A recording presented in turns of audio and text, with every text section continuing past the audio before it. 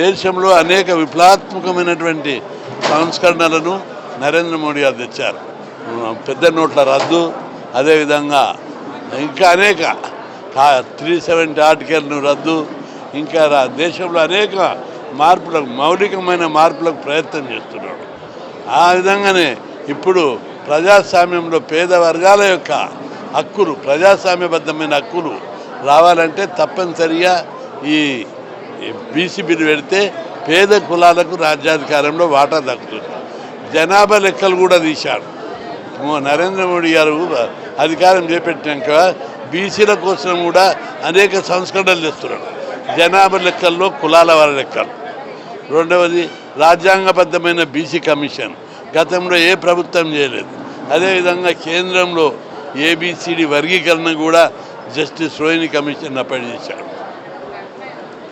ఈ జనాభా లెక్కలు తీసిన, కులాల వారి లెక్కలు తీసినాక మనం గట్టిగా పోరాడితే జనాభా ప్రకారం విద్యా ఉద్యోగాల రిజర్వేషన్లు పెరుగుతాయి. జనాభా ప్రకారం చట్టసభల్లో, అసెంబ్లీ, పార్లమెంట్ ఎన్నికల్లో రిజర్వేషన్లు వస్తాయి. అప్పుడే బీసీ ఉద్యమం యొక్క అంతిమ లక్ష్యం. ఆ తర్వాత మేము బీసీల కోసం కొట్టాడేది ఏముండదు, పోరాడేది ఏముండదు. ఆర్థిక సమానత్వం కోసం పోరాడమే.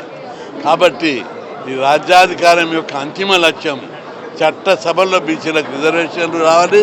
అది ఒక మోడీ ద్వారానే సాధ్యం.